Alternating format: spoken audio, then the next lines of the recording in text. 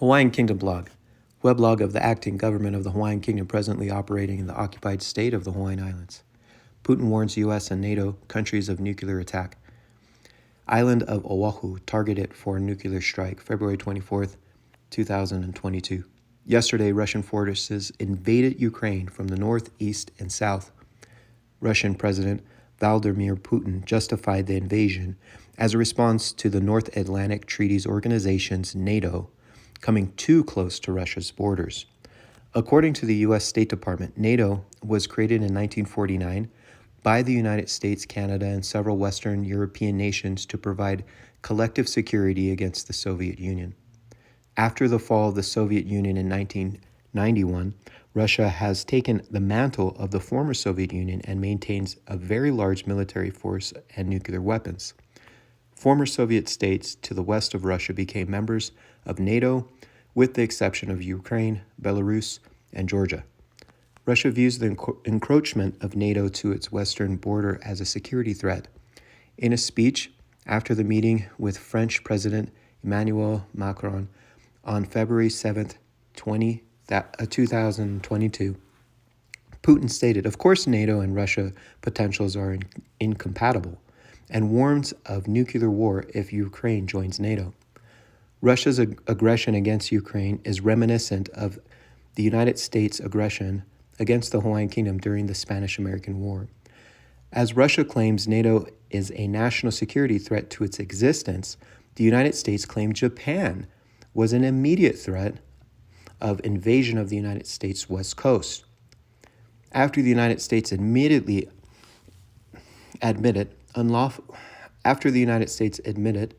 unlawful overthrow of the Hawaiian Kingdom government, I'm assuming after the United States admitted to the unlawful overthrow of the Hawaiian government, Mahan wrote a letter to the editor of the New York Times where he advocated seizing the Hawaiian Islands. On January 31st, 1893, he wrote that the Hawaiian Islands, with their geographical and military importance, is unrivaled by that of any other position in the North Pacific. Mahan used the Hawaiian situation to bolster his argument, building a large naval fleet.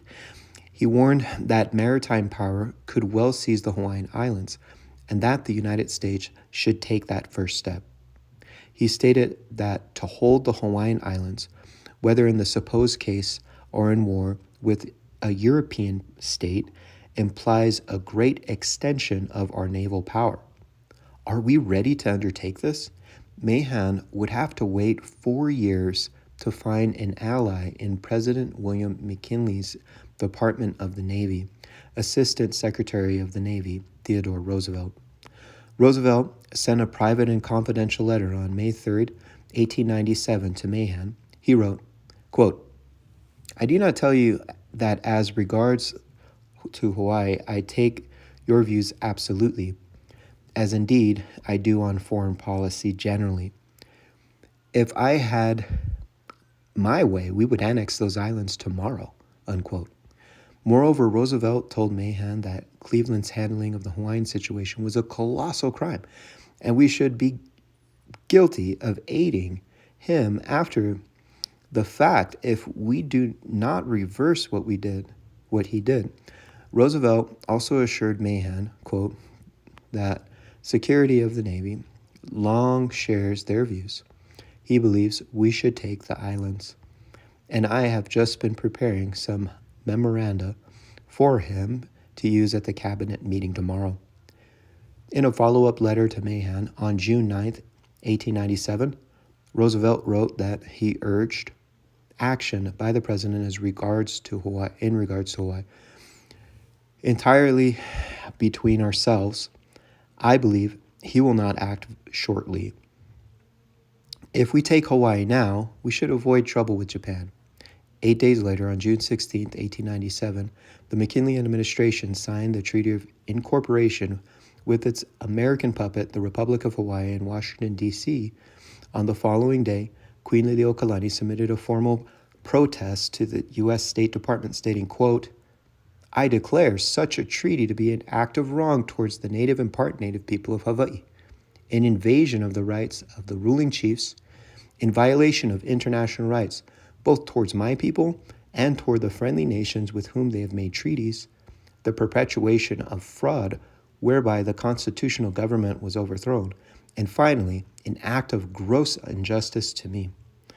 While the so-called treaty failed to get the required two-thirds vote from the Senate for ratification, a joint resolution of annexation, being an internal law of the United States, was submitted to the House Committee on Foreign Affairs on May 4, 1897, in its place and pushed through both houses of Congress.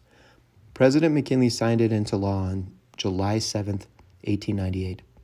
In a secret session of the Senate on May 31, 1898, whose transcripts were not opened to the public until 1969, Senator Henry Cabot Lodge acknowledged that the McKinley administration was compelled to violate the neutrality of those islands, that protests from the foreign representative have already been received, and that complications with other powers were threatened, that the annexation or some action in regard to those islands had become a military necessity, unquote.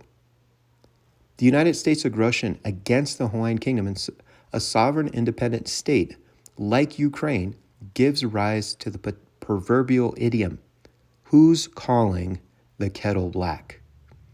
Putin's warning draws the Hawaiian Kingdom, being a neutral state, into a theater of war should the United States enter the Russian-Ukrainian conflict. According to the U.S. Department of Defense Basic Structure Report of 2012, the U.S. military has 118 military sites that span 230,929 acres of the Hawaiian Islands, which is 20% of the total acreage of the Hawaiian territory.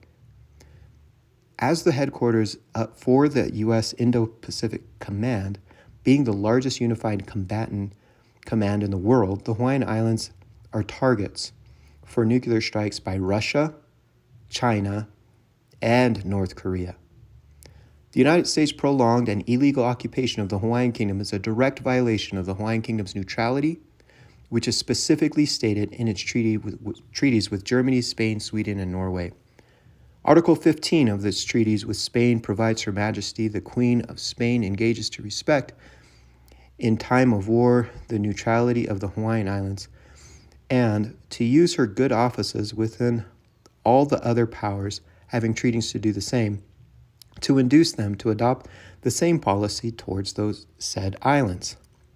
Article 1 of the 1907 Hague Convention 5 provides, quote, the territory of neutral powers be inviolable, and Article 2 provides belligerents are forbidden to move troops or convoys of either munitions of war or supplies across the territory of a neutral power, unquote.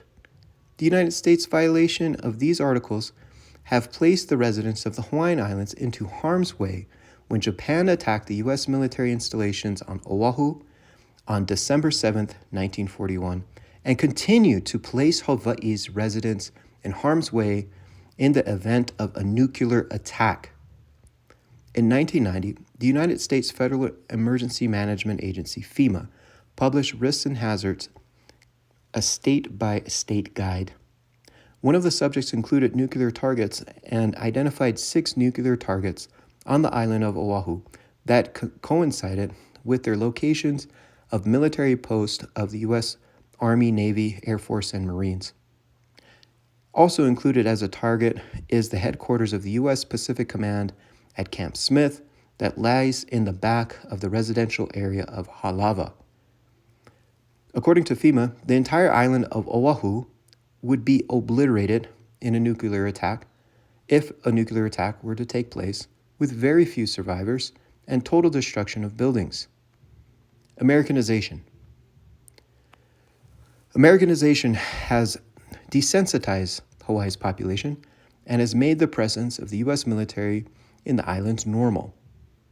Americanization has also erased the memory of the U.S. invasion in 1893 and portrayed the military presence as protecting the islands from an aggressor country's intent on invasion, when in fact the Hawaiian Islands were seized in 1898 to serve as a defense to protect the United States west coast from invasion.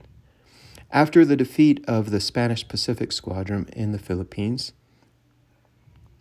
Congressman Francis Newlands of Nevada submitted House Resolution 259, annexing the Hawaiian Islands, also known as the Newlands Resolution, to the House Committee of Foreign Affairs on May 4th, 1898.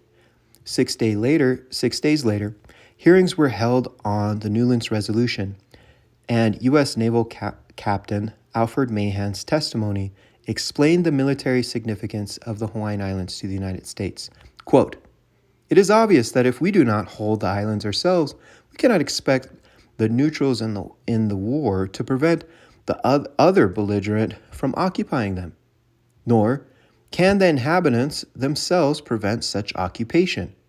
The commercial value is not great enough to provoke neutral interposition. In short, in war, we should need a large navy to defend the Pacific coast, because we should have not only to defend our own coast, but to prevent by naval force an enemy from occupying the islands, whereas if we preoccupied them, fortifications could preserve them to us. In my opinion, it is not practical for any trans-Pacific country to invade our Pacific coast without occupying Hawaii as a base. The Hawaiian Islands was and continues to be an outpost to protect the United States, and their presence in the Hawaiian Islands is in violation of international law and the laws of occupation."